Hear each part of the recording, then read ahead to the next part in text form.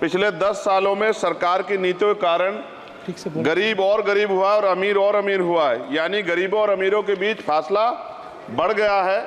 सारे देश की संपत्ति को चंद अमीरों के हाथ में दे दिया गया है। ये हमारे संविधान की मंशा और समतावादी समाज के लक्ष्य के खिलाफ है। अतः हमारी नीतियां गरीबों के पक्ष में भी होनी चाहिए। जातिगत जनगणना, SC ST OBC यानी कि जो बहुजन समाज के लिए आज जीवन मरण का प्रश्न है, इसके बारे में कोई बात बजट में नहीं की गई है। इसके बाद जनसंख्या के अनुपात में बहुजन समाज को सभी क्षेत्रों में हिस्सेदारी मिलनी चाहिए, तभी बाबा साहब अम्बेडकर का जो सपना है समतामूलक समाज का, वो पूरा होगा।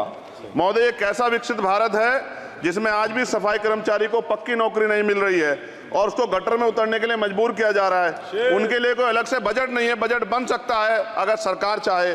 SC ST को जो सब प्लान मिलता था, SPC का जो पैसा मिलता था, वो बजट से हटा दिया गया है। साथ साथ देश के स्तर पर आशा, आंगनबाड़ी, भोजन माता, ग्राम सेवक, PRD जवान, होमगार्डों के मानदेय में बढ़ोतरी नहीं हुई है। ऐसा कुछ भी नहीं दिख रहा है कि उनके जीवन में खुशहाली आ जाए। इनका मानदेय बढ़ना चाहिए। विधवा, वृद्धा, विकलांग पेंशन प्रत्येक महीने 500 रुपये से बढ़ाकर 5000 रुपये की जानी चाहिए, क्योंकि महंगाई बढ़ रही है। देश में प्रधानमंत्री जन कल्याण योजना के तहत SC ST OBC और मुस्लिम को कितने घर दिए गए, इसका कोई आंकड़ा सरकार के पास नहीं है। देश में इसी तरह SC ST OBC के लिए कितने परिवारों को शौचालय की व्यवस्था कराई गई। आज भी सिद्धार्थनगर जैसे जिले और तमाम जिले जो हैं, वहाँ शौचालय की व्यवस्था नहीं है। इस पर ध्यान देना चाहिए। देश भर में SC ST OBC के जो रिक्त पद पड़े हुए हैं, बैकलॉग भरना चाहिए। सरकार ने कुछ नहीं कहा। ये कैसी विश्व की 5वीं अर्थव्यवस्था है जिसमें आज भी SC ST पे अत्याचार हो रहा है, महिलाओं के साथ रेप हत्या हो रही है। NCRB का डाटा पढ़ेंगे तो खून के आंसू रोने पड़ेंगे। युवा बेरोजगार है, सड़कों पे 80 करोड़ लोगों को 5 किलो राशन में जीवन यापन करना पड़ रहा है। जो बजट SC ST को मिलता है, मेरे दाएं तरफ जो साथी बैठे उनको बुरा लगेगा, कर्नाटक में 14,732 करोड़ रुपए इन्होंने दूसरी योजना में लगा दिए और मध्य प्रदेश में आपने 95 करोड़ रुपए जो है दूसरे बजट में लगा दिए। हमारा जो मिलता है उसको तो मत छीनो भाई। MSP की लीगल गारंटी कोई बात नहीं हुई है। किसानों को जो 6000 रुपये मिलते हैं उसको बढ़ा के 12000 रुपये करना चाहिए और फसल बीमा जो है उसका सारा प्रीमियम सरकार भरे, किसानों पर बोझ ना लगे। रिजर्वेशन प्रमोशन में लागू नहीं किया गया, पुरानी पेंशन को बहाल नहीं किया गया, इस पर चर्चा नहीं हुई। देश में मनरेगा समय न्यूनतम मजदूरी की दर 700 रुपये होनी चाहिए। समान काम समान वेतन पॉलिसी लागू होनी चाहिए। जो रसोई की चिंता करते हुए 500 रुपये प्रति सिलेंडर से ज़्यादा के दाम नहीं होने चाहिए, जो महिलाओं को राहत मिल सके। बिजली के दामों में भी कमी होनी चाहिए। बेरोजगार युवाओं को 5000 रुपये भत्ता मिलना चाहिए, जो बेरोजगार युवा जो है अपनी पढ़ाई या अपना खर्चा उठा सके। मैं अपने क्षेत्र के विषय में महोदय आपसे कहना चाहता हूं कि पश्चिम यूपी में नगीना में एक एम्स बनना चाहिए, एक IIT बननी चाहिए, एक IIM बनना चाहिए। नगीना लोकसभा में उद्योग धंधे लगने चाहिए। नगीना की कताई मिल जो है उसको पुनः शुरू कराना चाहिए। RRTC जो योजना है सरकार की, उसको मेरठ से आगे बढ़ाकर मुजफ्फरनगर, सहारनपुर से नजीबाबाद नगीना होते हुए उसको नगीना तक ले जाना चाहिए। साथ साथ नजीबाबाद से मुंबई के लिए एक ट्रेन चलनी चाहिए और नगीना, श्योरा, किरतपुर में रेलवे के ओवरब्रिज बनने चाहिए। सभापति महोदय, सामाजिक न्याय मंत्रालय को 13,000 करोड़ रुपए दिए गए और जनजाति कार्य मंत्रालय को 13,000 करोड़ रुपए दिए, कुल 26,000 करोड़ रुपए, जो कुल बजट 48.20 लाख का लगभग 0.54% है।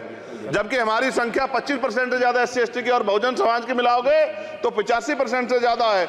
और हमारे विकास के लिए सरकार 1% पैसा खर्च कर रही है, जो मिलना हमें चाहिए, जबकि मिलना हमें 25% चाहिए। ये ऊंट के मुंह में जीरा के समान है, कहावत हमने बहुत दिन सुनी थी। पिछले लंबे समय से हमारे साथ धोखा हो रहा है, लेकिन अब ये नहीं चलेगा। चंद लोगों की तराजू से देश के संसाधन नहीं बटेंगे। इस देश का बहुजन समाज बर्दाश्त नहीं करेगा। संसाधन का बंटवारा संख्या के आधार पे होगा। माननीय काशीराम साहब नारा लगाए थे, ना तो वोट हमारा राज तुम्हारा चलेगा, और आज हम कह रहे हैं ना ही वोट हमारा और नोट तुम्हारा चलेगा। इस बात का भी ध्यान जो है सरकारों को देना पड़ेगा। आपके माध्यम से सरकार से मेरी एक मांग है, सरकार इस योजना का लाभ भी अपने आप ले ले, सरह भी ले ले कि 1 लाख रुपए सालाना बहुजन समाज के अत्यंत गरीब परिवारों को दे। 10 लाख करोड़ रुपए खर्च होंगे, लेकिन इस 1 लाख रुपए की योजना से एक झटके से एक परिवार गरीबी की रेखा से ऊपर आएगा और इनके बच्चों को कुपोषण खत्म होगा, अच्छी शिक्षा मिलेगी, महिलाओं को सम्मानजनक जीवन मिलेगा और इससे वास्तव में सबका साथ सबका विकास का नारा सार्थक होगा। अगर प्रश्न ये होगा कहां से आएगा, तो उसका जवाब ये है कि जब अमीरों का 16 लाख करोड़ रुपए माफ हो सकता है, कॉर्पोरेट टैक्स का घटाकर लाखों करोड़ रुपए का चूना सरकारी खजाने को लगाया जा सकता है, पेट्रोल डीजल के दाम 10 गुना बढ़ा, एक्साइज ड्यूटी बढ़ाई जा सकती है, तो गरीबों को सरकार पैसा क्यों नहीं दे सकती? महोदय, समय आ गया है, अब निजी क्षेत्रों में आरक्षण की व्यवस्था होनी चाहिए। SC ST OBC को निजी क्षेत्रों में आरक्षण मिलना चाहिए। और मेरी आपसे ये भी मांग है, क्योंकि अब समय की मांग है और देश तेजी से आगे बढ़ रहा है, तो मैं कहूँगा कि सरकार का जो सबका साथ सबका विकास का नारा लगभग वो असत्य महसूस होता है, क्योंकि अल्पसंख्यकों में मुसलमानों, जैनों, सिखों, बुद्धिस्टों के लिए कुछ दिख नहीं रहा, उनकी कल्याण कोई योजना नहीं है। मदरसों को जो बजट मिलता था वो कम कर दिया गया है, आर्थिक तंगी से लोग मर रहे हैं, इंटर्नशिप की बात हुई है, परमानेंट रोजगार नहीं है। और दिल्ली में क्या हुआ बच्चों के साथ कल? उनकी सुरक्षा की जिम्मेदारी क्या है? वो आए तो बनने थे IAS IPS और बन क्या गए? लाशें बन के गए। यहाँ से कोई ध्यान नहीं दे रहा है, किसी की नजर नहीं है। साथ साथ मैं आपसे ये भी आग्रह करूंगा कि हम ग्रामीण क्षेत्रों से आए लोग देश से बड़ा प्रेम करते हैं और हम ये महसूस करते हैं कि सरकारें हमें सुनेंगी, सरकारें हमारे बारे में सोचेंगी। लेकिन ऐसा महसूस हो जाता है आज़ादी के 75 साल बाद, और जिसको अमृतकाल कहा जा रहा है, आज भी SC ST OBC के लोगों पर अत्याचार हो रहा है।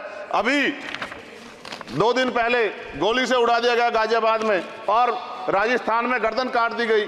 ये घटनाएं देख कर डर लगता है, घर से निकलते हुए भी कि आने घर वापस लौटेंगे नहीं लौटेंगे। तो मेरा सरकार से आग्रह है, अगर आज़ादी के 75 साल बाद भी हमें हमारी हत्या हो रही है, तो हमारी माँ को भी दर्द हुआ होगा जब उसने हमें पैदा किया हो, हमारी बहनों को भी हमारे खोने का दर्द होता होगा। कैसी कानून व्यवस्था है आपकी? सब कुछ है आपके पास, फिर भी जो है महिलाओं पर रेप नहीं रोक पा रहे हो, हत्याएं नहीं रोक पा रहे हो, गरीबों, दलितों, पिछड़ों, किसानों, मजदूरों की जान नहीं बचा पा रहे हो। किसान सुसाइड कर रहा है, नौजवान सुसाइड कर रहा है, और बड़ी बड़ी बातें होती हैं, इधर भी अच्छे लोग हैं, इधर भी अच्छे लोग हैं, लेकिन अच्छाई तब होगी जब जमीन पे भी कुछ काम दिखाई देगा। और जमीन पे महोदय कोई काम दिखाई नहीं दे रहा है। जब कोई योजना की बात आती है तो सरकार हमसे मुंह मोड़ लेती है। आप बताइए, एजुकेशन का बजट कम कर दिया, हेल्थ का बजट कम कर दिया। मैं अपने क्षेत्र में गया तो आप विश्वास कीजिए, डॉक्टर नहीं है, स्कूल में मास्टर नहीं है, और कोई भर्ती ऐसी नहीं जिसका पेपर लीक नहीं होता है। तो देश किस तरफ जा रहा है और इसमें नौजवानों का भविष्य क्या है, इसके बारे में हमें चिंता करनी चाहिए। और अंत में अपनी बात को खत्म करते हुए मेरा आपसे आग्रह और आपके माध्यम सरकार से आग्रह है कि यहाँ बाहर बाबा साहब अम्बेडकर की मूर्ति लगी हुई थी एक, वो करोड़ों लोगों की आस्था से जुड़ा विषय है, और आप विश्वास करो इतना गुस्सा है उसको लेके, मेरी आपके माध्यम से मैं हाथ जोड़ता नहीं हूं, लेकिन मैं हाथ जोड़ के आपसे आग्रह कर रहा हूं कि प्रधानमंत्री जी, सरकार से हमारी आग्रह कि वो अम्बेडकर वादियों के सम्मान का ध्यान रखते हुए, उनके जो है दिल की पीड़ा को समझते हुए, उनके दर्द का ध्यान रखते हुए उस मूर्ति को पुनः स्थापित करा दीजिए। अगर इसमें कोई राजनीतिक कारण अलग बात है, लेकिन मैं कंक्लूड कर रहा हूं। मगर मैं आपसे कहना चाहता हूं, इसमें बहुत गुस्सा है। जिस दिन अम्बेडकरवादी गुस्सा हो जाएगा, वो फिर इस सरकार को जो 24 में आ गई है, वो आने वाले चुनाव में ऐसा सबक सिखाएगा कि दोबारा पलट के नहीं देख पाओगे। तो मैं आपका धन्यवाद करता हूं, और मुझे विश्वास है कि सरकार मेरी बातों पे गौर करेगी और गरीबों के बारे में सरकार सोचेगी, गरीबों को आगे बढ़ने के अवसर प्रदान होंगे। धन्यवाद।